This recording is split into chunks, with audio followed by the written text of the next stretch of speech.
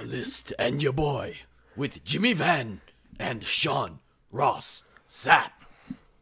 Go ninja, go ninja, go. Go ninja, go ninja, go. Go ninja, go ninja, go. Go, go, go, go. Nonsense. With your friggin' Waylon What's Jennings. up, you guys? It's The List and your boy with Sean Ross Sapp, live from the sewers of Manhattan.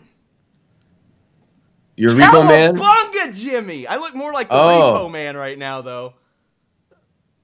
You, I gotta say, you come on the air. So this little bastard comes on the air, looking like Waylon Jennings with that hair. He's got a side profile shot. I said to him, dude, why am I looking at the side of your face? He said, oh, I'll fix it before we go on the air. Next thing I know, he's putting on a Repo Man mask, and now you're pretending to be one of the Mutant Ninja Turtles. So what's on the shower curtain? Is the rat on the shower curtain? Or is it just sewers? It's a poorly shown sewer. But, I mean, I first off, this is a special day. Because in addition to Bruce Prichard, I have another special guest. It is Leonardo. Oh, shit! The green screen's picking up his green skin. You can see right through him. Oh, that's pretty awesome. That's actually pretty awesome. I was going to have Leonardo on here. I can't wait to see that. That's pretty awesome. Sorry, Leo. Did you make that mask out of like a headband or something? I made it out of a sleeve of a shirt. It looked like it was handmade. Very crudely done. It looked like it. Yeah, that was pretty amazing. You, the hair is, I don't know, man. You're getting close to Elias level today with the hair. Yeah, do you think I'll get a Pert sponsorship? I didn't mean Theodoru. Oh. Well, to be fair, the amount that you looked like you were considering giving me, I think that might be more than what Elias is making off the Pert Plus sponsorship. It might be. I mean, again, when we were going on the air, I just thought, man, you're looking like Waylon Jennings today. Yeah, is that a bad thing? I don't think so. He was legendary. He was legendary. I think he did the Dukes of Hazzard theme music. Did you ever watch Superbad? Of course. Yeah. Where he compares Jonah Hill to Waylon Jennings? Because of the shirt, yes. Yes. Hot damn. Like. Hot damn. So, are you going to be putting different shit up on the shower curtain through the whole show? Nah, I'm sticking with this because this is crudely done enough. So, I mean, like, I don't have a great lighting system here. I have stuff to light my face, not light a green screen. So, got it. Yeah, and the shower curtain looks pretty wrinkled up right now, too. Oh, my God. I have it put into the ceiling because the rig that I bought is so bad, it wouldn't even do anything. It's janky, but hey, we're in the sewers, Jimmy. I'm down there with Casey Jones, April O'Neil, your favorite? Yeah, Luke Gallows' wife of Luke Gallows. Luke Gallows' wife, yeah. That was Amber O'Neil, by the way. It was Amber O'Neil. I looked it up. You said April O'Neil. I did the first time, yeah, but it was Amber O'Neil. Also, I had to throw on this sweatshirt because my flannel actually picks up some of the sewer. It would, right? Yeah. Yeah, like right now, can you only just see the blue, right? Hold on. No, we needed 6 pizzas. Enough for me and the turtles. Thanks. So the pizza man just came down into the sewer. Yeah, that's what they do, man. I've seen the movie. I've seen the movie. They put the money through the vent, and then the guy has to slide the box through the vent. I've seen the movie. His name's Kino. He does karate. He's been doing it for like 25 years. Uh-huh. So Nigel couldn't make it today. Unfortunately. I think he told me on Monday. And when Nigel told me, I'm not going to lie, the first thing I thought of, because Nigel said, look, you got 2 options. Option number 1 is we do it on another day. Option number 2 is Sean produces the show. The first thing I thought of, that little fucker's going to screw with me because he's going to have the Wirecast availability. Well, let's take time to appreciate the intro that I had to cut off because you were just getting too smart with it. You can go back and see this later, Jimmy. It's The List and your boy with Jimmy Van and Sean Ross Sapp. Go ninja, go ninja, go. Go ninja, go ninja, go. Go ninja, go ninja, go. Go, go, go, go. Iceman, you know I'm not playing. Devastate the show what the turtles are saying. Ninja, rap, ninja. Yeah, you got too hip to it, man. I integrated Vanilla Ice clips and all. Are we going to get flagged for unauthorized usage of... You get us flagged every week when you curse. That's different. I'm not stealing you know IP. What? I don't think Vanilla Ice is out there cruising the YouTubes, protecting his IP. He's probably happy with anything he can get.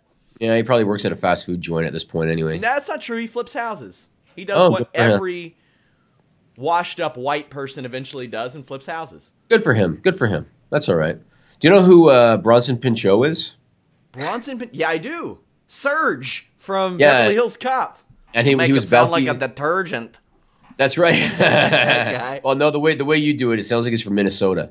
He's not from Minnesota. Yeah, that's true. But he was also Balky in Perfect Strangers, right?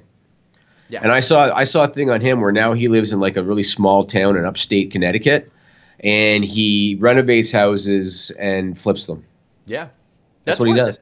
We've considered, instead, as I mentioned to you off the air, instead of putting our home buying budget up really high eventually, just buying something that has a lot of potential and putting most of that money into the renovation, because that's where you can get something that you really fall in love with. But he's doing it for profit. I just want to do it in a place that has fiber internet. That's all I want.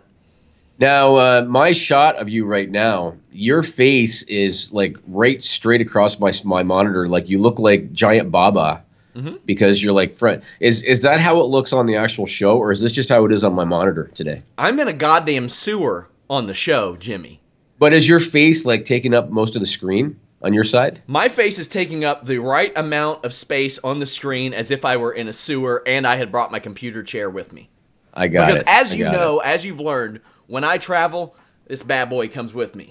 Yes, it does. Took it to Canada, and your earbuds too. You took those to my Canada earbuds, too. Yeah. I have to be able and to I don't know hear what you. they're plugged into, but whatever they're plugged into, you brought that to the sewer too. You know what? The internet is surprisingly efficient and effective down here. Down, really? Yeah. That's good. That's good. Lots of light down there too. We have well, you see, there's a lamp right up there, like right there beside the pipes and that log of shit and the pizza. So I told Sean off the air, I'm under the weather today. I have the airplane flu. You know, when you're like stuck on an airplane and there's a bunch of monkeys coughing and there's nothing you can do but deal with it for 5 hours. So I've got a cold because of that. But I'm here because I knew you were up to nonsense, Sean. That's not true. That's why I wanted to be here, because I knew you were up to shenanigans today. It's not true. You really? That's not true? It's not true. I'm more amazed that you are amazed that somebody my age would have liked the Ninja Turtles when they were young. No, I'm not amazed. I'm not amazed. No, if anything, it's exactly what I would have expected. My wife just sent me a text and said, amazing intro. Oh, really? Yes. I'll go back and watch it later. So, going to do my best to get through this under the weather, Sean. I might have to, blow my nose on occasion. We'll see how it goes. I want to start off by talking about Matt Hughes. So you're saying that you're going to have the secret of the ooze coming out of your face. So Matt Hughes... Even if you're not a wrestling fan, you will appreciate this story. That's why I want to tell it. Matt Hughes, he's a UFC Hall of Famer, and he's former welterweight champion in the UFC. Last June, he was hit by a train. Yeah. And how crazy is that? He was in his pickup truck, and I never heard the story about how it happened. Like, was he distracted somehow? How was he hit by a train? Well, here's the thing. I think he was about the only guy around, and the thing is, I doubt he remembers it. So, right. It's unlikely that story is going to come out unless there's some witness that we don't know about. Because it's small, like Midwestern town or something, right? Yes. Where it happened. Yes. But he was hit by a train. Miraculously, he survived. I imagine he must have gone through, some pretty crazy rehab, intense rehab. And last weekend, UFC had a fight night show in St. Louis, and they honored Matt Hughes. They did a video tribute, and then they actually brought him out to the cage. And it's understandable, given what he went through, that he's got a pretty severe limp. But aside from that, the guy's walking. I mean, you can tell he's lost his muscle mass, which, again, you'd understand because it's not like he can train, right? But he's alive and he's walking. And what are we now? January. So that was about 6 months ago that he was hit by a train. Pretty incredible story. So I wanted to give kudos to him. I was never a big Matt Hughes guy. Probably because he feuded with George St. Pierre, and I'm a big GSP guy. So I was never a big Matt Hughes guy, but I always respected his ability and his accomplishments. And good on him that he got through that. I was never a big Matt Hughes guy because I read his book, and I've never read a book that paints somebody out themselves to be such a piece of shit as he did. Really? Read the Sean McCorkle review. I might repost it sometime. Sean McCorkle, a former UFC fighter, reviewed it, and my God, he really highlights it. But, I mean, besides that, Showdown Joe had told me like this guy had underwent such a change in his personality and personally over the years, and he's such a pioneer of MMA. And and BJ Penn has said it. He's like, this guy made me. He made GSP. He made a lot of welterweights, and he made the welterweight division. And he was a guy who was considering fighting again when Bellator was handing out contracts to everybody. He was considering fighting again right before this happened. Obviously, that won't happen again, and that's sad for him. But no, but at least that was such a cool moment on UFC St. Louis. And how many guys would just not have survived that? Getting hit by a damn train. Of course. So good on him for that. Let's move on and talk about this Roman Reigns story. And I got to tell you, to me, this is actually a non-story, and I'm going to tell you why. But we might as well tell it anyway. So last February of 2017, federal agents raided a gym in Miami called Iron Addicts Gym, and they arrested the co-owner, a guy by the name of Richard Rodriguez. They charged him with heading up an international steroid production and distribution ring, and he was using the company name Wellness Fitness Nutrition LLC, which they're all using the acronym now in the news, WFN, to call the name of this pharmaceutical company. So Johnny Bravo, some people might know him from MMA. He's like a jiu-jitsu guy, and he's a trainer. He does commentary, Joe Rogan's buddy, whatever. He did a documentary about this guy and about this situation last year already. He did that like March of last year, put it up on YouTube and everything. 5 days ago, or maybe 6 days ago now, January 11th, and we're doing this today on January 17th. January 11th, Johnny Bravo put up a YouTube video with a live phone call from this Richard Rodriguez from prison. Yeah. So the dude was in prison, and he did a phone call with Johnny Bravo. And here's where I question the legitimacy, but we'll get to that in a minute. So this Richard Rodriguez guy decided on this live YouTube phone call to reveal the names of 3 of his celebrity clients that allegedly purchased steroids from him. One of them was Mark Wahlberg. One of them was Josh, is it Duhamel, the actor? Yeah. Is that how you pronounce his name, Duhamel? Okay. And the third one was Roman Reigns. Well, here's how I know it's bullshit, because he called him Roman Reigns instead of the big dog. There you go. That's how you knew. That's how I knew. You know how many this is up on times Fightful.com, by the way. We have the video and the article that accompanies it. Corey Graves must have said the architect like 3,700 times on Monday night, and it got so annoying, but that's another story. So I heard about this, and this guy calling out Roman Reigns, claiming that he bought steroids from him, and I think that this is going to be a non-story, and I'm going to tell you why, and I got 2 reasons for it. First reason is Randy Orton is the first reason why I think it's going to be a non-story. And what I mean by that is back in 2007, I believe it was, Sports Illustrated released a list of clients from Signature Pharmacy, which was an online company that was distributing steroids. There was like 11 pro wrestlers on the list. One of them was Randy Orton that Sports Illustrated kind of highlighted. At the time, Randy Orton had 2 wellness policy violations on his record, both from 2006. WWE supposedly has a 3-strike policy. On the 3rd strike, you're fired. And he was not suspended or anything on that 3rd strike. And WWE claimed at the time that he had informed them of this months before it came out publicly, and that they had supposedly reprimanded him already. That was their claim. In reality, back in 2007, Randy Orton was in the middle of a program with John Cena when the Sports Illustrated story broke. So WWE was not about to suspend him because he was in a high-profile story.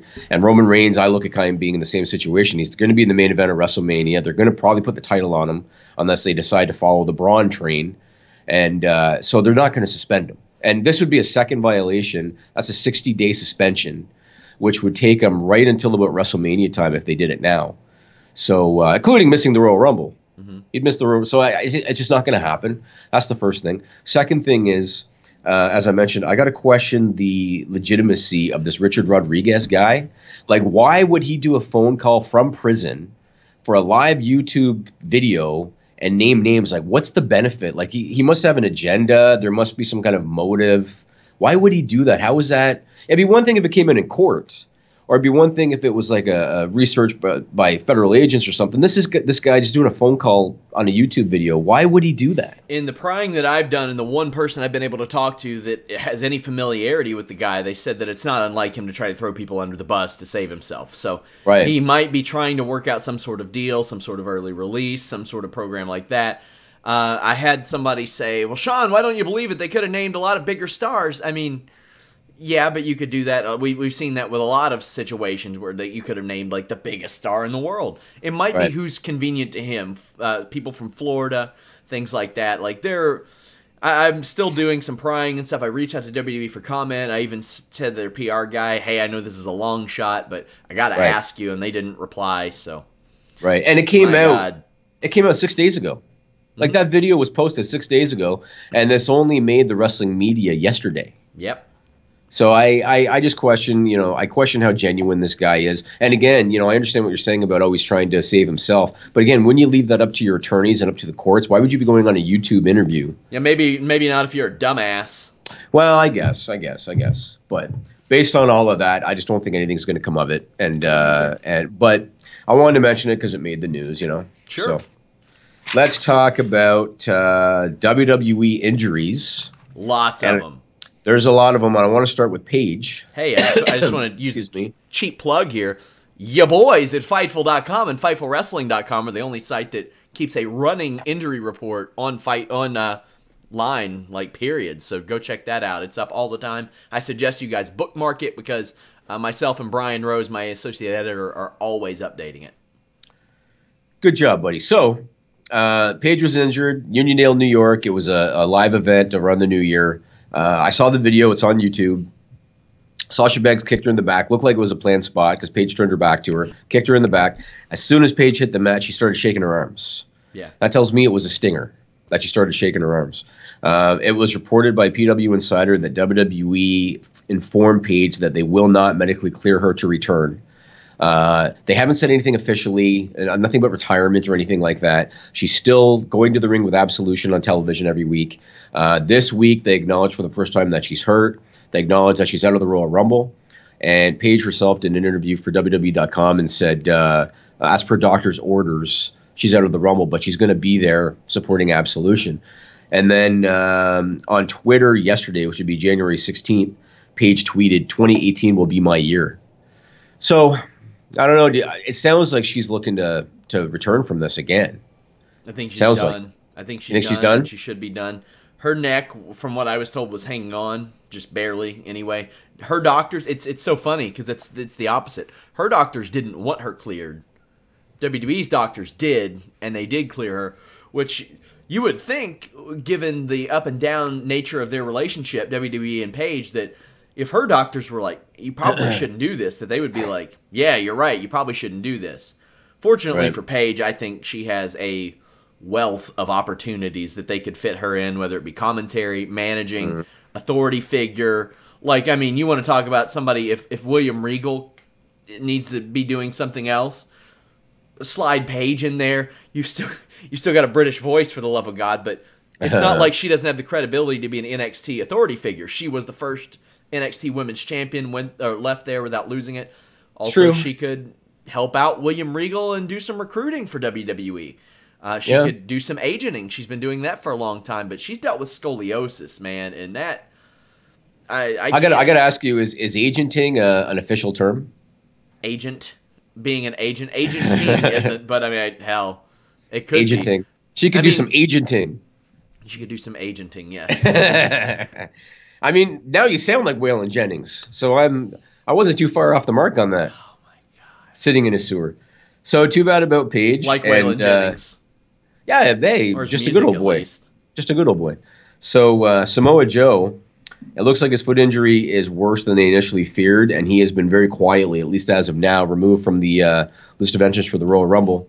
Too bad. I was looking forward to him and John Cena because he teased that he was going to go after John Cena in the Rumble, and you know that they came up together in California. So it's too bad, but it sounds like he's out. That's what you've heard? Yeah, when I inquired, WWE was hoping it was just like some severe plantar fasciitis, which is something that actually can be worked through and is more of a rehab thing than anything. He's going to be in a boot, he's going to be on crutches, and they have quietly pulled him from the Royal Rumble and taken him off of graphics. Miz is replacing him on live events through WrestleMania. That's a bummer, man. That Raw roster has been hit pretty damn hard between Big Cass, which I don't think is really a loss at all, but Jeff Hardy, Dean Ambrose, and all the losses to 205 Live. It's rough, man. It's true. I mean, I think if anything, like we talked about in the past, I think that this the injury to Big Cass and Dean Ambrose, I think, is a blessing in disguise for both of them. because they both, I thought, were going really nowhere, even though they were trying to push Cass. Yeah. I didn't see the momentum with him. So now maybe a comeback will help him out. I heard that him and Carmella broke up. That was like a news story yesterday. It's not new. It happened several weeks ago, but... Oh, yeah, did not know. I think we put it in a fight size or something. Oh, really? Oh, okay. Well, that's good. So, okay, let's talk about the Raw 25th anniversary show. Sure. Taking place on Monday. 2 venues, Barclays Center, Manhattan Center. So let's talk first about Chris Jericho. This is very interesting. So last week on the show, we were talking about how cool would it be if Chris Jericho was in the Royal Rumble, 3 weeks after being on Wrestle Kingdom? You know, how rare would it be to have a guy kind of going back and forth between promotions like that? And then what do they do on Raw this week? They announced that Chris Jericho is going to be on the Raw 25th anniversary show next Monday. I know that Dave Meltzer said, it's premature and the deal isn't worked out. This is one case where I kind of give WWE the benefit of the doubt. I think when it comes to creative, they have lapses in judgment. When it comes to legal, things are pretty tight. I don't think they'd put him on the air if it wasn't done, at least verbally. So I think that they at the very least had a verbal commitment out of Chris Jericho, which is why they mentioned it on Monday. And I think he will be there on the Raw 25th anniversary show. Very interesting, man, right? So he's New Japan. Now he's going to be on the Raw show. Then he's probably going to do more stuff for New Japan. Then he's doing his cruise with the Ring of Honor. It's amazing. He can do whatever he wants, and it's the first time I can recall something like this where this guy's doing this. I mean, granted, back in the '80s, Hogan would go and work Japan tours between WWE shows, but it was a different world then. Yeah. Like it's very unusual. Also, WWE did a couple of years ago, right after we launched the site, they ran promos for Shelton Benjamin, who hadn't been through his medicals, hadn't been signed. They had a verbal commitment from him, but nothing on paper. So, I mean, it sort of happens. It's a little bit different here because I'm pretty sure Jericho said, "Yeah, I'll do it." I don't have any indication that he did. I just assume that he did. Right. And it's not like he's going to work a match. I doubt he's going to work a match. He's probably just going to show up and do something, right? And I mean, it wouldn't surprise me if he did work a match, though. Yeah, maybe. And if he did, then I'm sure more buzz for when he goes back to New Japan. But I don't think he would. I don't think he would do a match that would paint him in a light that would hurt him in New Japan either. I think he's too smart for that. Yeah, and again, if I'm Vince McMahon, I'm all for this because this is going to be the New York market, right? Yeah. This is a smart market. Those people are going to pop for Chris Jericho because, like we've talked about, New Japan right now is kind of like what the cool kids are into, Sean. Mm-hmm. New Japan and Ring of Honor, like the cool kids are going for that right now. So I think that New York market's going to be all over him. So I think that's going to be a good thing. So they announced a whole whack load of names, new names that are going to be on the show. A whack load? A whack load. What? A whack load. Okay, Careful. it's not eventing. It's not eventing. Careful. So, okay, I did not say a cum load. All right, agenting, whatever. A whack load, huh? Yeah, whack load. Look it up. Google it. Yeah, I don't want to Google the term whack load. Thanks. Google it. It's there. I think I'm all set there. They announced a bunch of names, including Trish Stratus, Jacqueline, Terry Runnels, Tori Wilson, Maria, although Maria I thought was still on the active roster, but whatever. Maria, Michelle McCool, Kelly, Eric Bischoff, Brooklyn Brawler. The one name they did not mention, Hulk Hogan, who claimed on Twitter he's going to be watching it from home. So there goes that speculation. Yep. But it's going to be fun, man. And then Jim Ross and Jerry Lawler, they're going to do commentary together at the Manhattan Center. They made that clear, too. I'm excited for the show. I am. I'm glad it's not 5 hours, for the love of God. I'm sure they're going to get a ton of digital content. If I'm there, I'm grabbing all these people that you have. Yep. I'm doing table for threes. I'm doing Q&As. I'm doing film room. I'm doing photo shoot. I agree. All of them. And DVD interviews. Oh, yeah. All of it. Use this and maximize your return on that. That's the difference between a WWE and an Impact. Impact's going to bring in Scott Steiner, and what are they going to film an hour shoot interview for GWN on it? No, probably not. Right. No, but they might for Twitch. We'll get to that. Twitch, we'll get to that later. Which honestly, they'll probably make more money off of than GWN. But again, we will talk about that. We're going to get to that. WWE is very high on their YouTube stuff. As I'll have this in the Fightful Wrestling Weekly that drops on Friday morning. But they are very surprised with mixed match challenge stuff that they did on YouTube. But we'll also talk about that a little bit later. Yes, we will. There's so much news this week, man. What the hell happened this week? There's a ton. I love it. So much stuff happened. And you're sitting in a sewer for all this shit? I got to keep it cool. Got to keep it cool. Because it's like the middle of the summer right now, so you got to be sitting down there to keep cool. Well, it's crowded in New York City, you know, Manhattan. So, we should do lunch in Buffalo or something, Jimmy. Like, why would I want to do lunch in Buffalo? I'm so close. Like, we can kind of meet in the middle. I have no concept of goddamn geography right now, but you think Buffalo's close to Manhattan? I mean, it's not close, but it's probably in between us. You're flying. I'll drive up. No, actually, we've got those sewer surfboards, so. Oh yeah, that'll get you there. There you go. Yeah, it's good. Maybe I can hitch a ride on the Technodrome. So what did you think about the curb stomp returning on Raw? Loved it. Was super happy. And did you see Seth Rollins' reaction after he did it? He almost looked like he was surprised himself. And Finn Balor took it like an A+ champ there. Like, they kept showing his head. Yeah, they kept showing his head afterwards. He took it great. It was sold well. They didn't refer to it as the curb stomp. They did say stomped, and they said blackout and stuff like that. And I'm fine with that. Yes. I'm fine with that. They can call it the stomp, and it's just fine. Yeah. You know? So why do you think they decided now? Because obviously we've talked about this. You know, Rollins has struggled. The pedigree didn't really fit him, especially after they were done with the Hunter story. The running knee. I mean, he broke John Cena's nose. You know, they're struggling to find a good finisher for him, and that's good. It fits him, and it's something you can hit anywhere. It's good. And the knee, like, even though it's not the Rainmaker, a lot of people tried to bite the Rainmaker thing, where the wrist lock, where you roll it out, that Okada does. Like, and everybody can't be Okada. He took a clothesline and made it a finishing move and made it one of the biggest in wrestling. It just doesn't work. He tried the falling front DDT where he kicked his leg out and then went face first down. That didn't work either. Mm-hmm. And he's had a bunch of finishers. Like, even before that, he had that knee off the top rope where he would springboard and then jump off. And none stuck quite like the curb stomp. And I'm just glad it's back. I'm really glad it's back. I agree. So good for him. So yesterday, January 16th, quite the day for announcements with respect to new signings in WWE. They announced in one day officially Ricochet, LeRae, which is Candice LeRae, which is Johnny Gargano's wife, and War Machine, the tag team War Machine from Ring of Honor. All of them they officially announced have signed. All of them have reported to the Performance Center in Orlando. They're restocking the coverage down there, man. It's good. Yeah, Serena Deeb is back, but she is not back in a capacity that can be announced right now. But she's back at the Performance Center. That's good to have her, a veteran force there. Candice LeRae, I like. You can immediately slide her into a storyline. Like, immediately, because she's Johnny Gargano's wife, and there's that awesome Andrade Cien Almas and Zelina thing going on. War Machine, man, that's just a couple more sirloin beef sons of bitches, as we call them. And you're talking about adding that to Sanity, to Heavy Machinery, to Authors of Pain, to the Bludgeon Brothers. I have never seen so many talented super heavyweights or big dudes than right now. And the beauty of that is WWE has embraced using smaller people a little bit more, so you're going to get a lot of good contrast of styles. And these days, here's what gets me.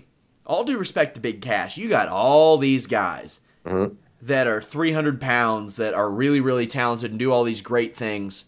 The only thing that sets Big Cass apart is being 7 feet tall. That's it. I agree. That's it.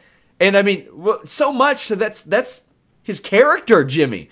Because you can't teach being 7 feet tall. That's his whole thing. He's got to come back, and he's got to come back with something special, or else I don't give a shit who's 7 feet tall. That was something cool 20 years ago, but I agree. If you're not Kane, you're not The Undertaker. That's an uphill battle. Or Big Show. I mean, look at Matt Morgan. Matt Morgan struggled, and he's 7 feet tall and ripped. He's a pretty talented dude. He could do moonsaults and stuff. Like, he just had trouble. But you know, the one thing I like that's happening today, and you're mostly seeing it in NXT because, you know, Vince, I think, has been slow to bring it to the main roster, is much like in the 80s, you're seeing guys of different body types come back again. Yeah. They've gotten away from the bodybuilder thing. And I mean, look at War Machine. War Machine 10 years ago wouldn't have had a chance, you know?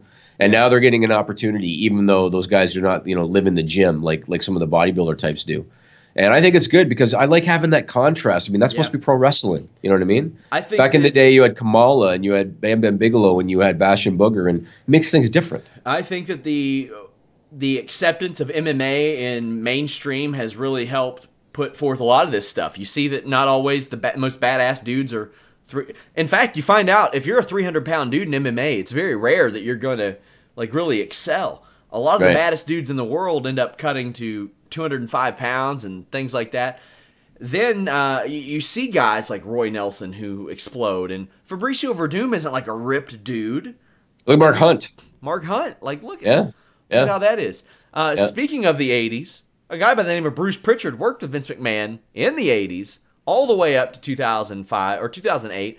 He has a live show in the Barclays Center this Friday after a Brooklyn Nets game, and will be on Raw 25 this week. I spoke to him. Check it out. So this Barclays Center NBA deal, how did that come about? That's such an interesting pairing. They called us. They were interested in doing a live show with us and pitched the doubleheader scenario, and it sounded good to us, so we figured we'd give it a shot. Largest market in the world, and why not? And you all have had a lot of success with your live shows. How do those differ from the podcast that you all do each Friday? Well, it's a lot of, we kind of promote it as the stuff that you can't tell on the podcast and the little more inside stuff, but it's also a Q&A from the audience as well. So we've got a lot of interaction from the audience, but for the most part, it's the maybe a little more risque content sometimes. That's kind of hard to believe, but yeah. And I know that you'll be appearing on Raw 25 just a couple days after that. Tell me how that comes about. Man, I just got the phone call. I'll believe it when I see it, and then they asked it to be a surprise. But next thing I know, I'm getting bombarded with messages on my phone saying, hey, it's great. You're going to be back on Raw. And I'm like, what? So they announced it, so I guess it's really happening, man. So who makes the phone call to you for that? A gentleman in the office, just, I guess, someone with talent relations, real nice guy, Ben Brown. And we had a nice chat, and that was about it. So did you expect that? I mean, obviously your podcast is wildly successful.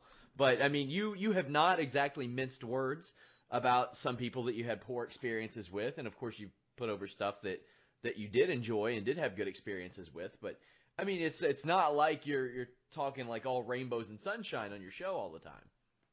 No, and I didn't expect the call. I really and truly didn't. I was flattered by the call and looking forward to going back and doing it and seeing everybody. I had a great run. I had a really good time in the WWE, so I look back on it fondly. I choose to remember the good times and the fun and kind of reflect on that as much as I can.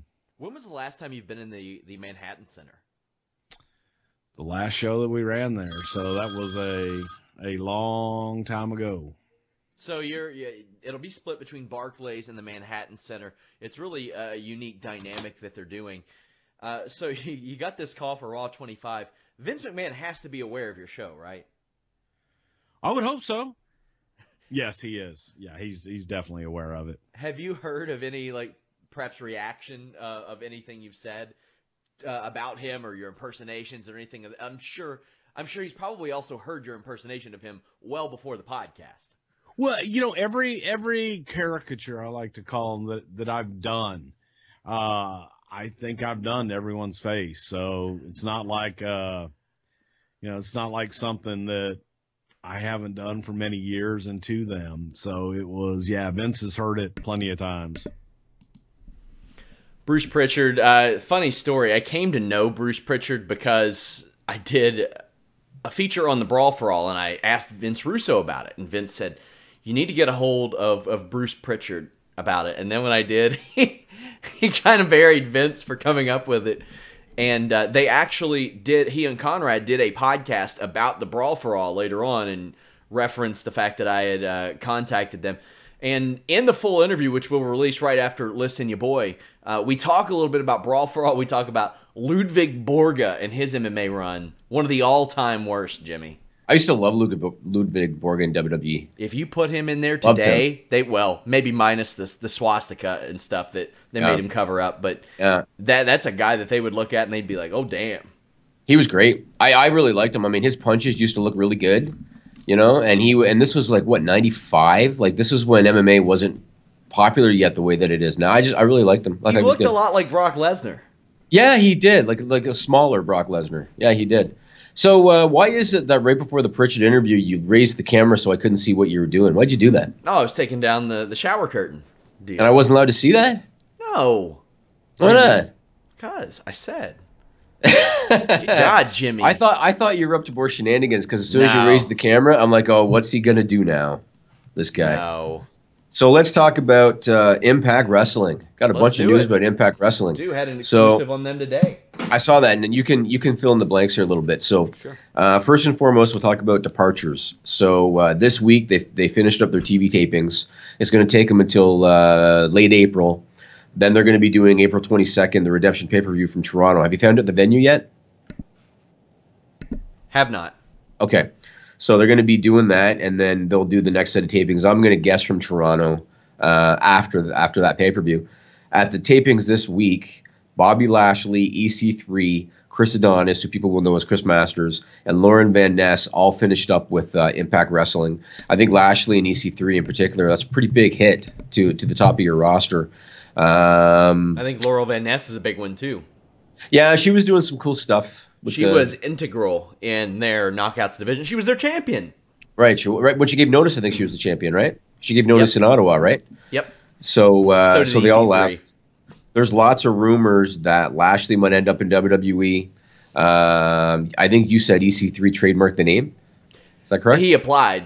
For the trademark, and he's been pulled from a January 28th booking. Oh, is that right? Now, that could mean a lot of things. Maybe he's showing up in Sapporo for the New Japan show, Jimmy. That's a big week. It's always possible. Maybe they're going to get him on that UFC card that weekend. Yeah, that's possible. But, too, that is a psychotic weekend. 2 nights of New Japan, NXT TakeOver, a UFC show, and the Royal Rumble, all in one weekend. Do you think that... what kind of a reaction would he get? Let's say that he was a surprise entrant in the Rumble as EC3 or as Ethan Carter III. Do you think he'd get much of a reaction? It's so tough to say because he stood out in that group of people. I thought I think there were 5 people that really stood out. I thought Eli Drake to a degree because of his charisma. Bobby Lashley definitely did. Absolutely.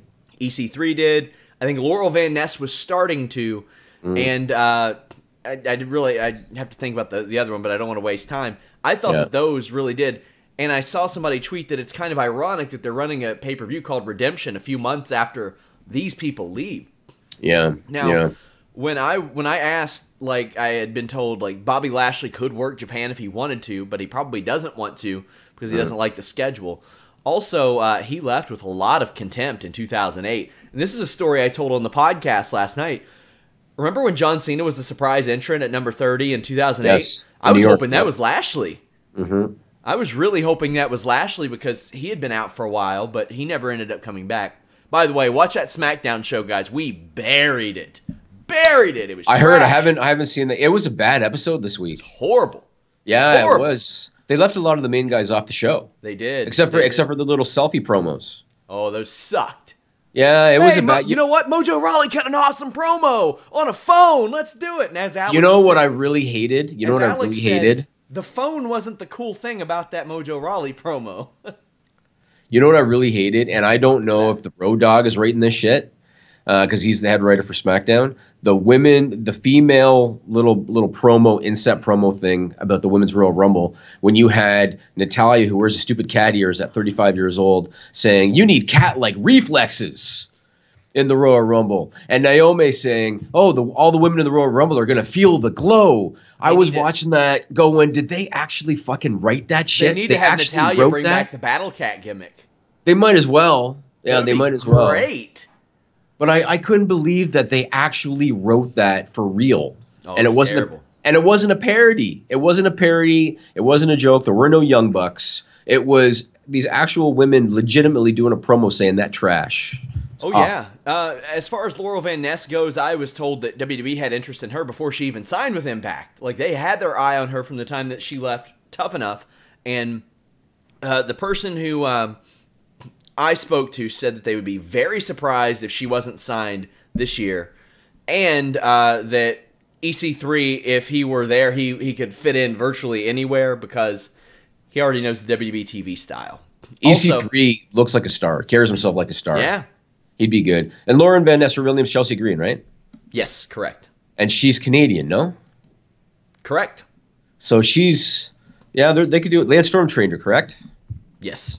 So she knows her shit in the ring. Yeah, she could be really, really good. I think EC3's got a lot of potential. He looks like a star. He looks like a WWE guy, carries himself like a star. So I see a lot of potential in that guy. Let's talk about the other another interesting thing that came out of Impact. And again, this came out yesterday, January 16th, and you and I talked about this when it came out.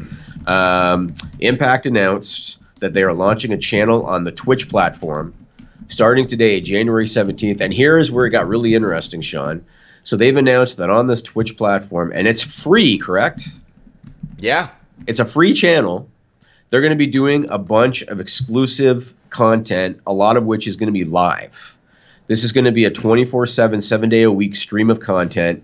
They're doing stuff such as Barbed Wire Massacre 3, which they taped in Ottawa back in November. That's airing tomorrow, Thursday the 18th. They're bringing back live audio wrestling on Monday nights, hosted by Jeremy Borash. It's just going to be like an Impact Wrestling You think show. they'll talk WWE and stuff on there? Absolutely. You know what? Maybe on occasion, because why not? You can get away with it on Twitch. Maybe on occasion. Maybe it'll be like Livewire or something like that. You never know. Mm-hmm. But then they're going to do a Wednesday night show featuring Tyrus called Nuff Said. They're going to be doing a Thursday night show featuring Josh Matthews called the Matthews Megacast.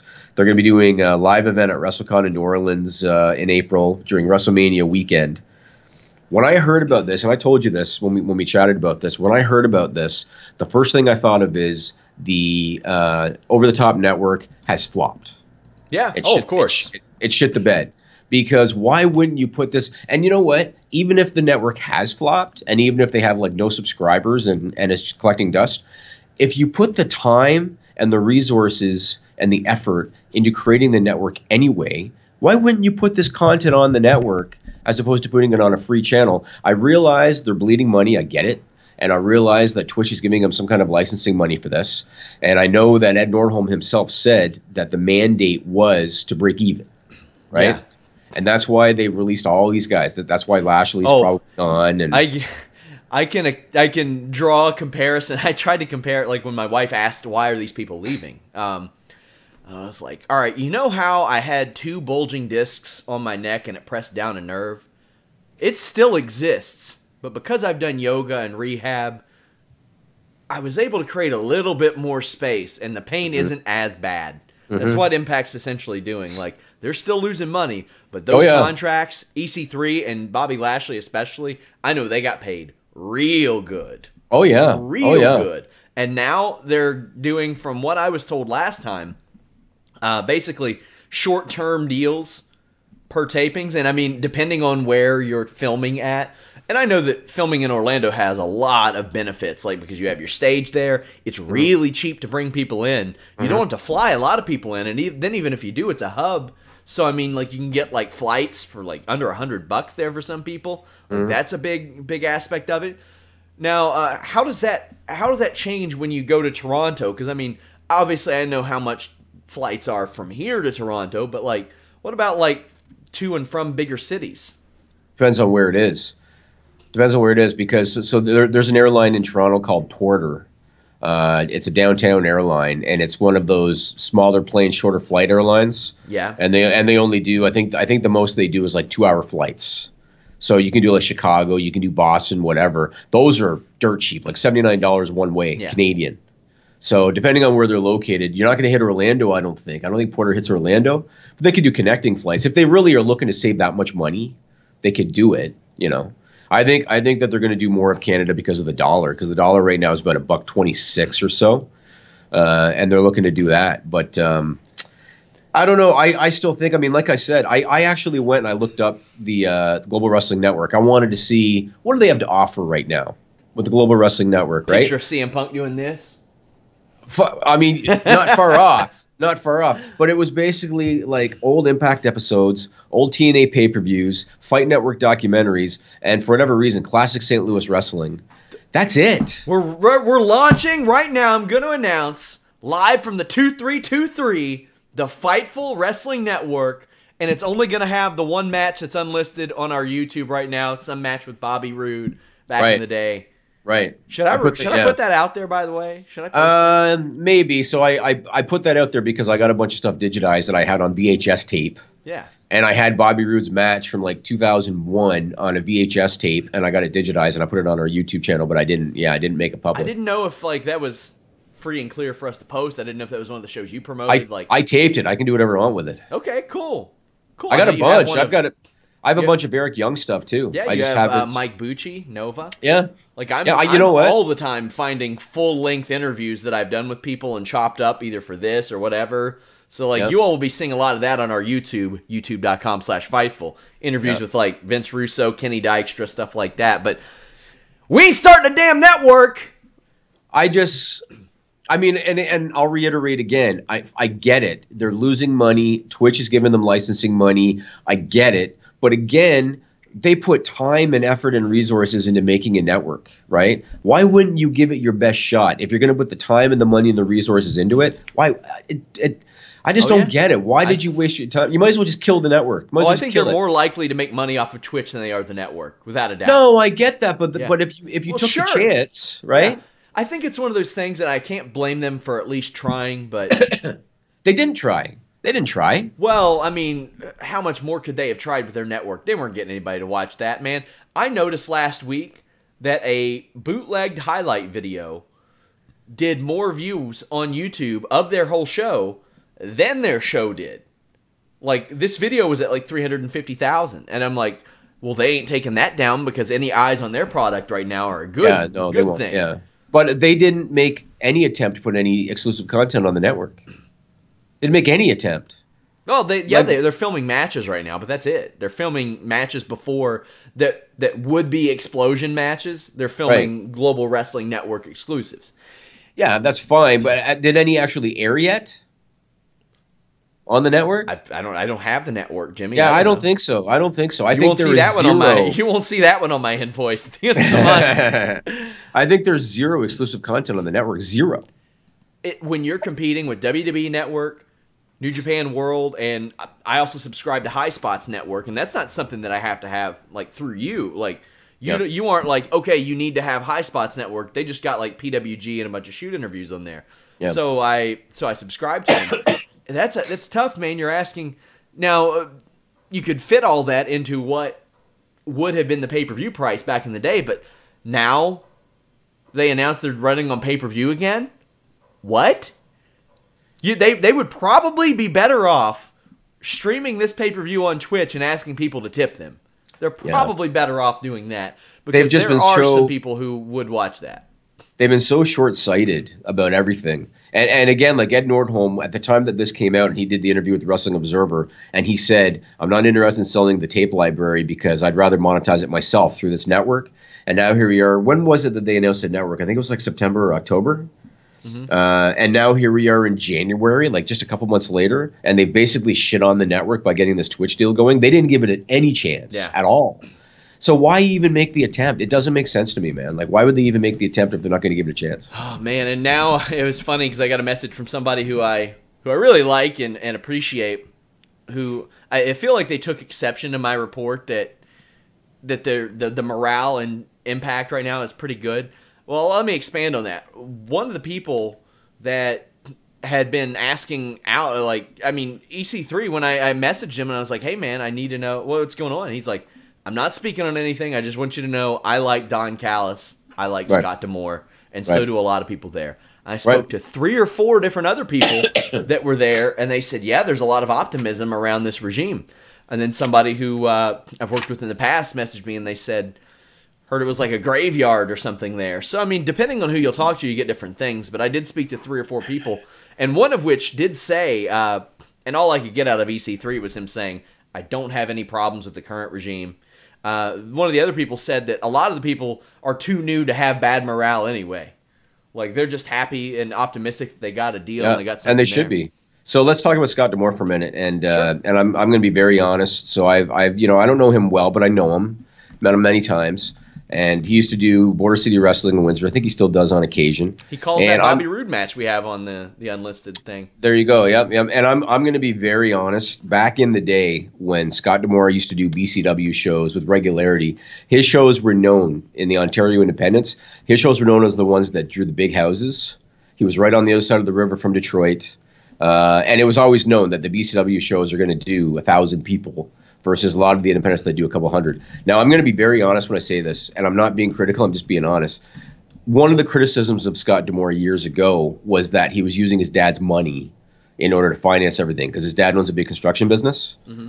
And so one of the criticisms was, well, it's easy, he's doing what he's doing based on his dad's name and using his dad's money and whatever.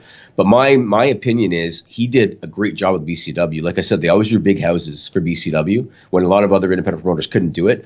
And so why not give him a chance with Impact Wrestling? He did an interview with the UK Mirror, and I want to touch upon a couple things that he said, because, again, I agree with what he's saying. He said that they need to hit the reset button. He said that they need consistency and stability. He said they need to make a lot of small decisions right before making big decisions, and I think that's a pretty key statement that he made. And he said they got to gain the trust of the wrestling fans. Then he said that they're putting together a 6-month plan, a 12-month plan, an 18-month plan, and a 36-month plan. I mean, Jeff Jarrett, again, you know that I was really critical of Jeff Jarrett because Jeff Jarrett was spending a shitload of Anthem's money, flying all over the world, talking about all these grandiose plans, and we're going to get on national television and all this kind of shit. Scott D'Amore's not saying that. He's basically saying we're taking baby steps. We got to make a bunch of small little decisions. We got to gain the trust of the fan base back. I think he's doing things the right way, and I thought that Jeff Jarrett, again, he had these grandiose ideas because it wasn't his money. And I was very optimistic about at least the booking of Impact TNA Global Force under Jarrett and D'Amore, but it's obvious Jarrett, like in the state of mind he was in, not the right call. The unfortunate thing for D'Amore is they've hit the reset button so many goddamn times, like it's happened over and over. I mean, for the love of God, they changed their name 3 times last year. Yeah, so you're right as well. You're right. I mean, that wasn't on his watch. I've thought about starting a Fightful Twitch myself. Not a bad idea. Not enough hours in the day, but I've thought about it. Like, there's a lot of, I've spoken about it to you even, like, the video game market is one to corner, and House of Hardcore's on Twitch now, so you can get some tips there. Is it time to go to Stupid People? It's time, man. This is a stupid song, it just goes on and on. You might find some meaning, but you would be wrong. Did Trevor Strong write that song? TrevorStrong.org used to do the stupid song. Now, I got to tell you, Sean, this is the first week that I have been unable to find a suitable Sean Ross Sapp file. Stupid People news story. It's the first week that I was able to find some stuff that, maybe it was related to a bathroom or something, but nothing that really fit the Sean Ross Sapp file, penis or shit news story. And so I decided to take a pass and just do 3 regular Stupid People news stories this week. So what I'll do is I'll make it up in the future. Maybe I'll have 2 Sean Ross Sapp file stories in the same news week. Are you going to be able to get over it, man? You've ruined it, damn it! So this first one was reported by the Washington Post on January 16. And we've talked about this before, Sean. Social media, man, and younger people today, teenagers today, it's hard to put into words, the things that you hear about. Are you familiar with Tide Pods? I know exactly what you're talking about. Okay.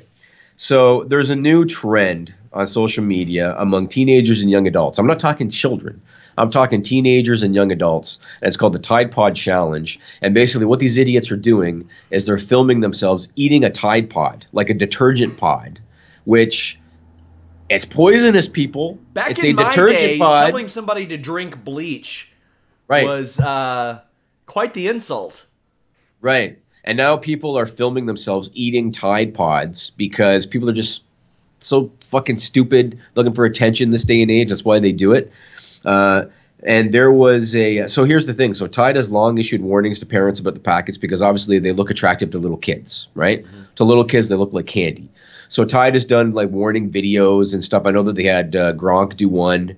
I don't think anybody thought they were going to have to tell teenagers and young adults not to eat the damn Tide Pod. That's what's happening. And here's a stat that the Washington Post reported. Last year in the U.S., poison control centers received reports of almost 220 teenagers getting exposed to these packets, and 25% of those cases were intentional, meaning that 55 kids last year intentionally ate a Tide Pod. Dumbass kids. Don't they know that OxyClean works like way better? Well, what do you think of this stat, man? So that was 55 for 2017, right? Mm-hmm. So far in 2018, and we're only 2 weeks into 2018, Gotta be a lot more. So far in 2018, 37 cases have been reported, and half of them were intentional, meaning that they're averaging more than one a day. More than one a day is intentionally eating a Tide Pod, Sean. Yeah, I believe it. Dipshits. Amazing. Isn't it amazing? Dipshits. I wish Nigel was here so I could look at him and say, isn't it amazing, Nigel? You know? So that's that one. This next one. Oh, he'll be back. He'll be back. This next one was reported by NJ.com on December 8. I'm curious what you think of this one, Sean. So there's a town in New Jersey called Leonia, I guess. Leonia. And apparently commuters go through it as a shortcut to get to the George Washington Bridge, which is in Jersey, takes you to New York, right? And apparently some of the apps like Waze will reroute people through Leonia if they're trying to get home quick or whatever, right? So town officials decided that in order to combat traffic, they would start fining people $200 between 6 a.m. and 10 a.m. and 4 p.m. and 9 p.m. if they don't live or work in Leonia. And what they're making people do is go to City Hall, get a yellow tag, put the yellow tag in your rearview mirror, and that will inform authorities that you live or work in Leonia. If you don't have that yellow tag in your rearview mirror, and if cops see you on the street between those times, you're going to get fined $200. The scarlet letter of vehicles. Mother Isn't it God. crazy? Isn't it crazy? And so here's the kicker. The legality of the whole thing was questioned. Like, is this legal? Do you have the right to do this? And the mayor of Leonia basically said, yeah, it's legal and we're doing it. Don't stop and frisk my car, damn it. Isn't that crazy, Treat man? adults like adults. What would happen if, let's say that you, Sean, decided to drive cross country and you got a buddy that lives in Leonia and you show up at his place at 6 p.m. and a cop, pulls you over and gives you a ticket for $200?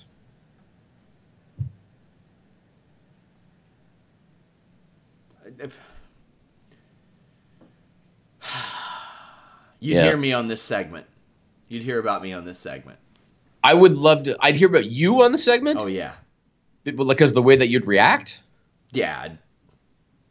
I would be amazed. Oh, this is... Would you end up arrested, Sean? Probably, yeah.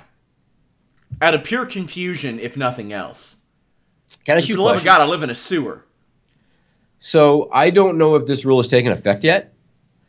Can we set something up whereby if I can confirm that this has taken effect, that you basically get a GoPro and get in a car and drive around Leonia between 6 a.m., 10 a.m., and 4 p.m., 9 p.m. for like 2-3 days to see what happens? Can we maybe set that up?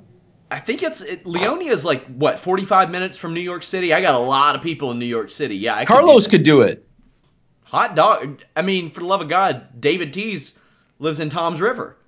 Why don't we set something like that up? I gotta confirm that it's actually taken effect. And if actually, they moved way far away. You should probably send me on a trip to New York. Sounds like the best idea.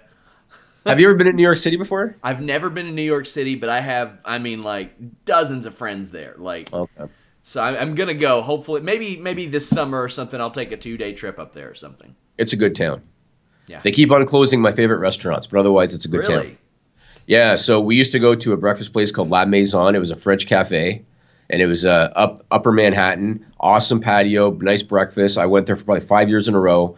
They shut it down. And I can understand it was a big property, and I'm sure that they had a deal on the rental. I'm sure. Yeah. So they shut it down. And Carnegie Deli. Have you ever heard of Carnegie Deli? Yes, I have. Classic deli, great smoked meat sandwiches. It was an institution. It closed as well. I always like to make a habit anywhere I travel to, even like little towns I go to. I want to get something to eat there that I can't get to eat here. So that's a big reason. And like I said, just so many people that I've met through wrestling and MMA and Twitter in general live up there. I mean, dozens of people. So I'm past due to make a New York trip. Go to Ray's Pizza, but you got to find the right one because there's knockoffs all over the place. So got to find the right one. This last story, reported by KRON Channel 4 out of San Francisco on January 10th. This one's kind of funny. There's a rapper out of Providence, Rhode Island. His name is Michael Prasad. Ironically enough, my wife's maiden name is Prasad. And although she's not from Providence, this guy uses the stage name Montana Mills. All right? So maybe you can look him up on YouTube later. Montana Mills. One of his supposed hit songs is called Sell Drugs. And he spells drugs D-R-U-G-S-Z. Sell drugs, right? Last Tuesday, he was sentenced to 3 years in prison for selling drugs. Selling drugs. And he apparently sold fentanyl and heroin to an undercover cop several times over a 4-month period. And he's awaiting sentencing. He got sentenced to 3 years for that one. But on top of that one, he's also awaiting sentencing in Lebanon County, Pennsylvania, where he was also convicted on drug charges. Good. Fuck him. Hope he goes away for a long time. I've had I'm not advocating drug use or anything, but I did lose a couple of friends who, this area especially, who bought drugs that were laced with fentanyl unknowingly and died. Really? Oh, really? Yeah. It was a real problem in this area. There was I think it was a batch of heroin or something that came in through like West Virginia, and I think it was one day, just out of the blue, like 20, 30 overdoses in the tri-state area based on that, and it's horrible. I don't understand the benefit of it. Not big into drugs. I had lost touch with the person, but horrible. If anybody watching the show or listening to this show is a aspiring singer, my first piece of advice to you is do not write or produce any songs about a crime that you plan to commit. Yeah. It's the first thing that I want to give you guidance on, because it's not going to work out well. NWA didn't actually fuck police, you guys. No, that's right. It's a matter of speech. That's right.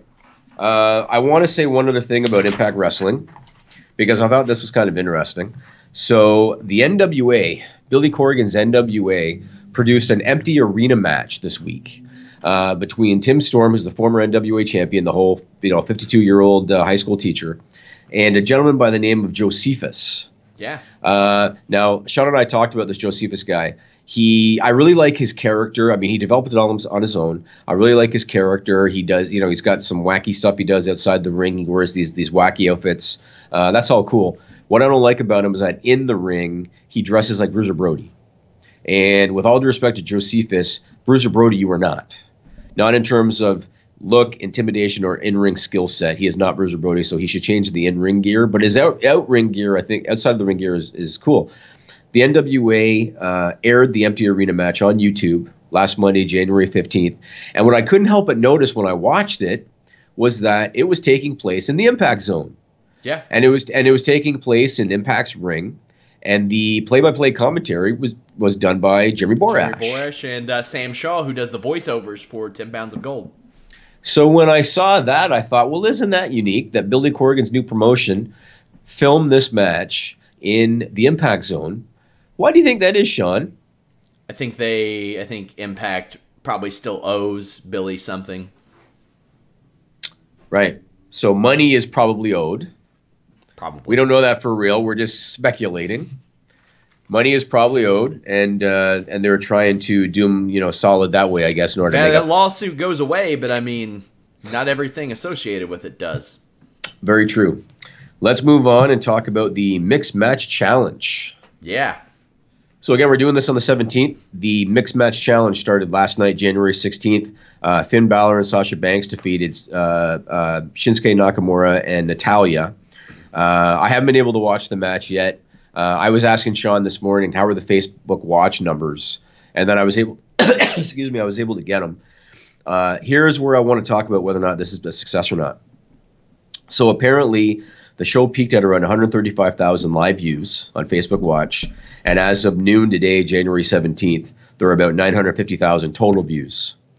There was a story done by Business Insider last November talking about how Facebook Watch had several of their original shows do big numbers on the first episode, and then there'd be massive drop-off after the first episode. Now, here's where might be concerning for WWE. The first episode of the other shows that Facebook Watch has done, and granted, they're not pro wrestling, they're original series. They did as many as 30 million views.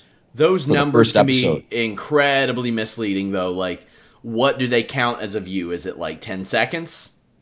Like, is that a Well, view? to me, I think a lot of it might be geo-based too, because I don't know if those shows were only in the U.S. and the WWE show was only in the U.S. Yes, it was. Yeah. So that's, man, So I wonder don't what they know. can do worldwide. Yeah, but again, I don't think WWE would have done 30 million views in any situation. I don't think they would have gotten anywhere close. Those other shows, after they dropped off, because I saw a chart in Business Insider, and after they dropped off, the drop-off numbers were still greater than 135,000 views, although they weren't greater than 950,000 views. So my question is this, and time will tell, do you think that there's going to be the same pattern of drop-off with Mixed Match Challenge, or do you think that they're going to maintain 950,000 views, say, for a day's worth of views? Because if they can maintain it, it's a success. I think that they can, based on who wrestles. Having Nakamura, Balor, and Sasha Banks kick it off is, man, you're talking about people with some pretty dedicated fan bases, too, especially who would have Facebook. So Why didn't you mention Natalia? come on. I love Sean, Natalia. you know you need cat-like reflexes in the Royal Rumble, Sean. I do have cat-like reflexes. That's good. I can jump on top of a car, Jimmy. You've seen it. I think I have a good idea about a gift to give you now that just popped into my head. What's that? We'll see. I'm going to work Another on trip to Toronto? A Ray's hot dog! it. So the WWE Hall of Fame, WWE officially announced that Goldberg's going to be in the Hall of Fame this year. He's going to be heading up the class of 2018. And there's a lot of speculation as to who the other inductees are going to be. I've heard names like the Dudley Boys, Bam Bam Bigelow, Ivory, and Kid Rock. Have you heard anything else official yet, or is Goldberg the only real solidified name that we've heard? I've heard of several names, but WWE loves to play the hokey pokey with their Hall of Fame like names and stuff, because it looked like natural disasters were going in last year, and then it didn't end up being the case, and now it's looking like wish they would, because Typhoon's in pretty rough shape. But yeah, there are some names that have been floated out there. I hate to go and say them because, I mean, you know. I already did. Oh, did you? Were you not listening to me, man? I mean, I hate to do it. This is 2 minutes ago. People get online and they're like, well, Sean Ross Sapp said this, reported. The Rousey thing, like before I had composed the article, people were writing things that I had said that I didn't actually say. But yeah, I've heard that it's Bam Bam, Ivory. I just said it. The Dudley Boy. How did you not hear me? I did hear 2 you. minutes I ago. just didn't want to confirm your shit. Oh, you didn't want to confirm it? Well, you don't know, though, right? No, I'm trying to find out. But Do you think, let me ask you this question. Do you think that one of the reasons that the Dudleys are on the 25th anniversary show is because they're going to make the announcement then? Yeah, I think that could be a very good way. I mean, it's funny the way that sometimes I get Hall of Fame news. Of all places, some rando on Facebook messaged our, like, I think it was maybe the Fightful account before Rock and Roll Express went in. They're like, Ricky Morton's telling people all over town he's going to be in the Hall of Fame. Oh, yeah. And I was like, okay, and I did some digging, and it's like, well, okay, he is. Right. And all I could tweet was, he's telling people, because, Right. I mean, like, what am I going to do? Call up the local corner store and be like, sources can confirm. Right. You just never know. You think there's any possibility? You know how Ric Flair was inducted twice, right? Yeah. By himself and with the Four Horsemen. Do you think there's any possibility that Shawn Michaels will get inducted 3 times as himself, with DX, and with the Rockers? That was actually a talking point on Prichard's show last week. I think they Really? could. I think they could because I think that's the only way Marty goes in. Oh, it's absolutely the only way he goes in. Yeah. They're not going to put him up there by Wait himself. a second. Yeah. You don't think he gets in with Leaf Cassidy? That was actually a fun duo. That was a fun duo. I liked him. I mean, Marty Jannetty was my favorite wrestler for a long time, Jimmy. Oh, yeah? What about the current Marty Jannetty? Where's he rank? You mean the Marty Jannetty that posts online an inquiry as to whether he should bang a woman he thought he was his daughter? Yeah, that And one take ain't the too. porn star gig, remember? Yeah, that one ain't too high on my list. Yeah, I agree. Let me ask you what you think of this one. The United States title tournament. Oh, man, you're already rubbing your face, Sean. You're already rubbing your face, man. Waylon Jennings got upset. So we talked on this show in the past about how the United States title has been really tarnished. Dolph Ziggler thought so much of it, he left it on the canvas in the middle of the ring. They do this tournament. First, they announced that the finals are going to be at the Royal Rumble. Then they announced that they're moving it to next week's SmackDown show on the 23rd, which makes sense, I guess, due to time constraints. Then, what's that? These are the one-a-day vitamins that I felt like gnawing about 7 of last night that have a lot of caffeine in them. Oh, really? During SmackDown. So, Jinder Mahal did a promo last night, and I think you know what I'm talking about, where first he comes out and he says the match is scheduled for next week to Bobby Roode. Yes. Then Bobby Roode says, well, why don't we do it right now? And Jinder Mahal says, no, we're going to do it when I want to do it. Even though he just said, he just said it's going to be next week. Then Daniel Bryan comes out and says, we're doing it right now. And we're doing it tonight. And they did. It was just so convoluted and it felt so rushed and thrown together. And Bobby Roode defeated Jinder Mahal, became the U.S. champion. I don't know, man. It looks to me like just Basil. What does it all mean? Yeah, and the descent of Jinder Mahal, man, it's almost complete. He's like almost down to main event at this point. Yeah, it's almost like he's not good at wrestling or cutting promos, and his suspiciously revamped body wasn't enough to anchor him in the minds of pro wrestling fans by and large. That was a bad promo. That was a really bad promo. And I also found it apropos, even though WWE doesn't acknowledge these things, that you had 2 Canadians in the final for the U.S. title. One of them cornered by 2 other Canadians. That show last night was real bad. Yeah, they held a lot of guys off. Like, even though they had 2 hours to fill. Nakamura, Zayn, Owens, Orton. AJ was on there for like a minute and cut one of the worst promos of his life that was written for him. It was Why do you so think they did that? Why did they hold so many guys off? So they could do stupid-ass phone promos. Like, that was their way of getting them on the screen. Getting them on the show. I mean, I can understand Nakamura. He's the one guy that makes sense to me because he had the Mixed Match Challenge match. But what about everybody else, right? And because English, is not his strong suit. Yeah, but what I'm saying is I can understand him not having a match on SmackDown. Sure, of course. But what about all the other guys? Why didn't they do anything? I don't know. It's weird. I heard KO's got some nagging injuries, and they're kind of keeping him for the Rumble. He was there. He was there, but I can understand why maybe they wanted to hold him out of the ring. Yeah. I don't know, man. Road Dogg, what's going on? What's up, bud? I like Road Dogg personally. Like, he's always really nice. He seems like a really likable guy. But man, I don't know what's up with this show. I don't know. I think that it might be time for him to get OUTT. D-O-double-G. Bitch. You son of a bitch. You like that? Is that good? No, I did not actually. No? Oh. I did not. Road Dogg might need to take some time off so he can be with his baby tonight. Are you're really proud of yourself, aren't you? You're really proud of yourself to do perhaps the more famous renditions of Alone with My Baby Tonight are sung by Bruce Prichard on his podcast, Something to Wrestle With. Did he ever do that? Oh, all the time. Believe it. I'd believe it. To the point to where they had Jeff Jarrett on one of their live shows come and sing it. Here's Bruce Prichard in my conversation. You can learn a little bit more about his upcoming live show at Barclays as well. Also, last year you had this run with Impact Global Force Wrestling. When you got into that, did you kind of know it was going to be short term? Well, Jeff Jarrett and I talked about it from the beginning, and we kind of looked at it as, let's see how this thing goes. And if Jeff were still in charge there, probably would still be doing stuff. But at the same time, my schedule, my live event schedule, and everything else that I was doing started to conflict a little bit with the television taping schedule that Impact had. So it kind of worked out for the best for everybody in that I did my last appearance for them in August, and I was going to miss a ton of those tapings afterwards, so the convenience of firing me on air was right there. And I was like, let's go for it. Let's make it make sense for them, and I can kind of move on my merry way.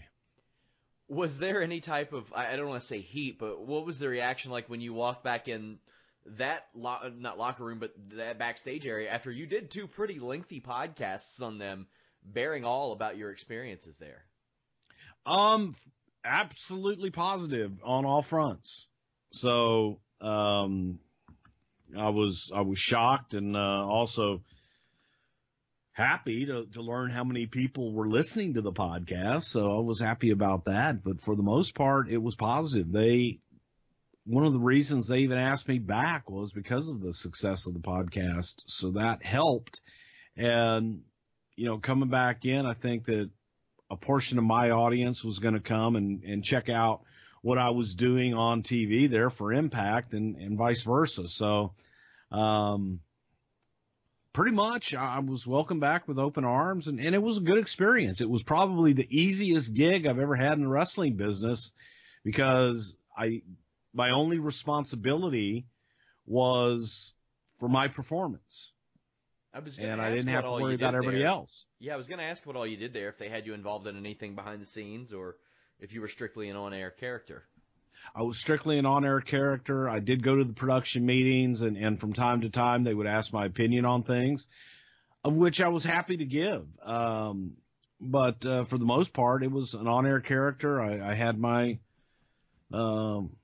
script, if you will, of what they wanted me to do, and I had freedom to interpret it how I wanted to interpret it and take it from there. So in that regard, I would show up when it was time to go to work, and I would kind of disappear and do my day job, if you will. And then when it was time to go, head out, do my stuff, go back to the hotel. So it was easy in that regard and a lot of fun because I just got to enjoy being a talent and enjoy being around people without having to worry about contracts and everything else. When was the last time you were able to do that? Because you had been involved in production. You had a hand in a little bit of everything during your time, talent relations. Had you ever just simply performed as a performer without any additional duties? No. Wow. I never really thought of it. No, never have. Man, that's what an incredible change that is. Tell people where they can get tickets for this upcoming show at Barclays. Boxofgimmicks.com, and tickets start at only $35. Blows my mind because you get an NBA game with the Brooklyn Nets against the Miami Heat, and then right after that you get our show live. And we'll also have VIP tickets available, but they're all available at boxofgimmicks.com this Friday night, January 19th at Barclays Center in Brooklyn. Definitely encourage everybody to check that out and your podcast in general. I got to say, my favorite story of all that you've told is the Bob Holly story, where his great idea was to beat everybody and give him the belt. I got an idea. Give me the belt. That was I just beat everybody. Fantastic I love Bob. Stuff. Fantastic stuff. Bruce, thank you so much. Guys, head over to boxofgimmicks.com to get tickets for this weekend's Barclays show that Bruce Prichard will be at. The story that I mentioned Bruce Prichard told on his podcast, when they would solicit ideas from talent, Jimmy, they asked Bob Holly, hey, you got any ideas? And, we've had some talks with Bob Holly in the past about doing some work with us. And his idea was, yeah, I got an idea. How about I beat everybody and you give me the belt? And I was like, yeah, that sounds pretty much in line. I can say that in my interactions, Bob's a pleasant person to deal with. I hope we do get to do some stuff with him in the future. But, yeah, boxofgimmicks.com, and thanks to Bruce for taking the time. That full interview with some additional stuff will be up tonight on Fightful.com and our YouTube. So I'm not a basketball fan, and I asked one of the guys in the office who is, how are the Brooklyn Nets doing this year? And he said, not great. And with all due respect to Bruce Prichard, because I heard about, because I don't follow Bruce Prichard's podcast too much, but I heard about, hey, he's going to be doing this live show at Barclays. And I thought to myself, Jesus, that's a pretty upstanding gig for Bruce Prichard. Then I heard that the Brooklyn Nets are shitting the bed. And then when I went on Box of Gimmicks to look up the ticket prices because I was curious, I discovered that for the price of the ticket, you actually get to watch the damn basketball game, Sean. Oh, yeah. Oh, they're doing that bad? Nets are bottom 3 in attendance. Oh, my goodness. Oh, my goodness. But, yeah, kudos to Bruce Prichard. And I got to say, savvy of the nets to recognize that probably people are going to make this a weekend deal and travel in for a wrestling show. So maybe they can capitalize off it. More power to them. And kudos to Conrad Thompson for going up about 20 pegs on the league scale and getting Flair's oldest daughter. He's a Flair. He's going to be a Flair. It's going to be a Flair. I thought it was a rib. Like, with all due respect, I thought it was a rib. And I actually asked Sean, is that legit? Because that can't be. With all due respect. And Sean was like, no, it's legitimate. I was like, man, okay, good for him. Good for him, man. Yeah, kudos. Congrats to Conrad Thompson and Megan Flair. That's really good. And yeah, good for them. Now, going back to the Road Dogg thing. Yeah. Oh, you didn't know that I'm good at puns when I want to be? You need to retire from everything. Let's talk. Oh, I'm not quite ready for that yet. I'm getting stop. close. I'll sacrifice the salary. I'm done now. Do I get your word on that? Oh, that was so bad. You know what that sounded like? That whole thing? What? That sounded like Tony Schiavone when he was given the mandate to do the Mick Foley butts in the seats thing. That's what that reminded me of just then when you did that. So let's talk about Jey Uso. Man, this is a big news week for us this week, Sean. Jey Uso, his real name is Joshua Fatu. He was arrested last weekend in Texas for DWI, driving while intoxicated. I actually didn't know the difference between DWI and DUI. Is it the same thing, except for DUI could be narcotics? Is that the difference? I believe so, yeah. Okay. I've never been arrested for it, so. Well, that's good. So he was arrested for that. He was released the same day on a $500 bond. He continued to work the WWE live events, worked the SmackDown taping last night. WWE released this statement. Joshua Fatu is responsible for his own personal actions. We're investigating the matter and awaiting information from local law enforcement officials. I know his brother had a couple of DWIs in the past, and I'm not sure a lot came from that, so I don't expect a lot's going to come from this either, but his mugshot was all over the place. Wouldn't shock me to see them drop the titles at the Rumble because of this, and not good happen. That's a shame because I really enjoy their work. I know that you. Let me ask you this question. You know how we've talked about this, I think, on occasion, when like a guy runs in and, you know, attacks a guy in the ring, and let's say the babyface runs in, attacks the heel takes off, and the babyface just stands at the ropes looking at him because for some reason those ropes are like a barrier that he can't break through. So he just stands there looking at the heel as the heel runs away.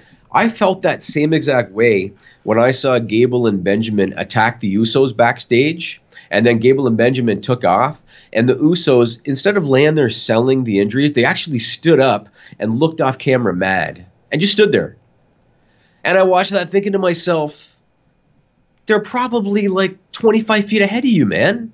Man, like, Shelton Benjamin's really fast. Well, I suppose. But I just watched that thinking, how stupid does that look? At least when they're in the ring, because it looks dumb in the ring too, but at least we're in the ring, at least they have the ropes, you know, in front of them. Sure. They had nothing but the camera frame. There was nothing in their way. I got nothing for you. I agree. It was dumb. Is it stupid? It was really stupid. These are the little things. Like, what makes wrestling good is when you pay attention to little things. That's what makes wrestling good. And I think one of the reasons that we liked Omega Jericho was because Jericho did little things during that match. You know, that I like appreciate. To have my intelligence massaged, not insulted. Agreed. Agreed. I see commercials all the time for network TV shows, and I think, who are the 15 million people, 10 million people watching this? No disrespect to anybody that enjoys The Big Bang Theory, but I have sat through 3 episodes of that, and I have not cracked a smile. Right. I've been like, what? And I had somebody on Twitter say, well, you got to be smart to get the jokes, and I said, no, you fucking don't. No, you don't. So let me tell you this story, Sean. So are you familiar with Mr. Bean? I am. Okay, so Mr. Bean, I'm a big fan of Mr. Bean. And, you know, Canada and the UK, you know, there's like a bond between us a little bit. So a lot of British stuff ends up on Canadian television. Oh, I know. I'm super Canadian now. There you go. So I've seen a lot of the Mr. Bean stuff. Years ago, and this is an example of the casual television audience. Years ago on Friends, right? Friends did an episode where Joey got a turkey stuck on his head. Yes. Right? It was a Thanksgiving episode. That was a blatant ripoff of Mr. Bean. Right? Sure. A absolutely blatant ripoff of Mr. Bean.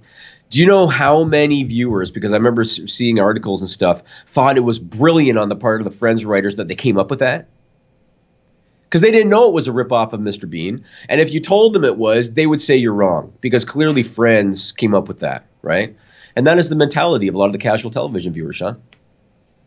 Hey, we had the creation of Ellsworth on an episode of Most Ridiculous about a month before it was on the Festival of Friendship. So there you go. One more thing on my list this week. I'm going to put over the Young Bucks for their ability to find ways to put themselves over. Because they always find a way to put themselves over. My wrestling they always coach find a was way. pissy about them this week. Really? Yeah. So you guys might remember a month ago, there was a little tiff on social media between Daniel Cormier, who's the current UFC light heavyweight champion, and the Young Bucks, because there was a spot from a Ring of Honor show. It was like a 6-man tag, and they all missed drop kicks individually first, and then all 6 guys missed a drop kick, and then they all stood up and looked at each other. Daniel Cormier used the word pathetic when describing that spot, and it led to a back and forth between them. And I remember like Cody Rhodes jumped in, and Phil Baroni was part of it, and all this kind of thing. So this week, Daniel Cormier was on the MMA Hour with Ariel Helwani promoting his fight this weekend. He's defending the light heavyweight title. And Ariel Helwani, who's a big pro wrestling guy, and also Canadian, Sean, because we're fucking taking over, man. Ariel Helwani asked him about pro wrestling and about that Young Bucks thing. And Cormier, he said the whole thing turned him off of pro wrestling a little bit. He said he's watched a little bit of less pro wrestling ever since that happened. Then he kind of, sort of, threatened the Young Bucks, sort of, by telling them to calm down, and he smacked his hand as if to say, I could kick your ass, which he could, because the Young Bucks are like 160 pounds, so he could kick their ass. But he kind of, sort of threatened them. That led to the Young Bucks jumping back on Twitter and basically saying, my God, you're still pissed off about that spot kind of thing. They went back and forth. Then, here's where it really got kind of crazy. MMA fans were threatening the Young Bucks. Pro wrestling fans were threatening Daniel Cormier. And finally, cooler heads prevailed. Daniel Cormier apologized to them. They apologized to him. And through the whole thing, I just thought to myself, the Young Bucks once again capitalized on this situation. Oh, yeah. Right? I thought some of the stuff that was said was kind of immature. Like, I mean, he was posed the question. He didn't just riff on it himself. And what I thought was super weird were these dipshits that would chime in and be like, oh, don't listen to Daniel. He's just busy losing to John Jones all the time. And I'm like, you do understand he's probably a top 10 pound-for-pound fighter ever, right? Like John Jones and an Olympic wrestler too. An Olympic wrestler. John Jones is the only guy to beat him. Right. Like it was so bad. And you know what I'll think is hilarious? If Daniel Cormier and Josh Barnett face the Young Bucks at All In September. And here's the thing, when they said he's trying to make an angle of it, I'm like, please, if he wanted on Ring of Honor TV, he'd be on there tomorrow. Like, they would love to have him at Ring of Honor. Yeah, they would. I mean, there's no way he's going to be at the All In show. They can't afford him. That's not going to happen. Not unless he wants to do it for fun. Yeah, you never know. If he wants to do it for fun, cool. And that visual to me, I mean, Barnett is like, 6'2", 6'3". Cormier's shorter. He's like 5'10". But the Bucks are like 160 pounds, and what are they, like 5'9", maybe? Yeah. Maybe? I don't know. I don't know. Career off of that visual, Jimmy. Yeah, I suppose. But again, because I've talked on the show about how the Young Bucks are just not my cup of tea, but I do respect them for what they've done and the T-shirt, the merchandise sales, and all that kind of stuff. And man, they capitalized as soon as it was on their radar immediately when he was talking on the MMA Hour, and they jumped on that. And then Cormier like feeds into that really easy too. Yes, he does. He starts cutting his own promos. Yes, he does. He starts cutting his own promos. Yeah. Well, guys, we had a contest over at Instagram.com/FightfulOnline. Head over there. We're going to be doing giveaways all the time. Also, you all can follow us on Twitter at Fightful Online and Facebook at Fightful Online, doing giveaways there as well. And is it true, sorry to interject, that somebody in South Africa won this? Yeah, it sure is. South Africa. So, Sean, you realize the man who gives away thousands of dollars for eating competitions is complaining about this. Well, that's for fun. If this woman had eaten a pound of tiramisu before winning this action figure, you would not be complaining. We actually did a tiramisu challenge once. You know, I've got a strength and conditioning coach, and I went to dinner with him last weekend. And I'm sitting there and I'm like, you know what? If Jimmy brings me back to Toronto. He's my +1, and I'm putting him in all the eating competitions. Oh, really? Mother Really? of God. Really? Mother of God. Very interesting. Very interesting. Whoo. But anyway, shout out to CrossFit Kitchen Cuffs in Georgetown, Kentucky. But the winner is JP is here on Instagram. We will contact you. From Get South your shipping Africa? information. What is that? From South Africa? No, not from South Africa. This is for the T-shirt. Oh, for the T-shirt. We Okay. announced the winner of the action figure a while back. You haven't given me their info yet. Well, I'm gonna. That might be worthwhile. Yeah, they'll get it in 19 days instead of 20 days, I guess. And it's going to cost me $3,000 to ship it to them. But I'll get it done. Thanks a lot, Sean. Maybe next time you can find somebody in, fucking Kenya or something and let them win the contest. Let them. I don't choose who wins the contest. I know. I randomize it. I make it fair, Jimmy. There you go. I mean, I know you're into insider trading and all, but I mean, picking contest winners is a new low. Anybody that's into crypto right now, it's shit the bed. And this is good news for me because I buy low, so it's good for me. But there's some guys in my office that are crying today because they've lost a shitload of money on Bitcoin. Well, I'm glad that I didn't buy a couple weeks ago. I might get into it soon. You gave me some tips, and I'm looking to it. I'm trying to hit a financial goal right now, and fridges and all this stuff that keeps happening, water lines busting, keeps setting me back. But I have a modest for you, Jimmy, modest financial goal I'm trying to hit, and then maybe I'll spend a little bit. But good, man. Good. What else you got? Anything else going on this week? Not really. My renos continue. That's still happening. And one of these days I'm going to tell you a story about a reno. You do tell stories. Actually, yeah, and this is actually a good story, but I can't tell you yet because my wife's family, the entire family, does not yet know this situation. And some of them might listen to the show, so I can't tell the story yet. But one of these weeks, I'm going to tell you a really good reno story about my wife's family. So can't wait. We're getting more into that as we get older. We're looking at the idea of possibly renovating instead of buying move-in ready to control costs in the future. But it's exciting stuff. It's scary stuff when you're at my stage and all that, but really looking forward to it. Guys, Fightful.com, we have live UFC 220 coverage this Saturday, Bellator 192 coverage as well, and we have who you got, by the way? What? Cormier or Volkan? Who you got? Man, that's a good fight. Both of those main event fights are good. Oh well, no, because Nagano's going to knock Miocic out in about 3 minutes. Miocic doesn't need a lot of range to knock out Ngannou, but you guys can check out all that talk on the Holy Sports MMA podcast. Right, you're right. FightfulPods.com. We're coming live right after those shows. Rampage versus Sonnen to talk about. Rory McDonald versus Douglas Lima. That's on the Bellator show even. Good fights, man. Same night, right? Same time? Oh, yeah. Same night. Bellator starts about an hour earlier for the main card, but we've just got a ton of stuff to talk about over there. We got a Chris Cyborg interview up on Fightful.com. Valentina Shevchenko. Tons of wrestling, MMA, boxing exclusives. Every day you come to Fightful.com, you find something you can only find there. Follow Jimmy on Twitter at JimmyVan74. Me at Sean Ross Sapp. Until next time, we are out.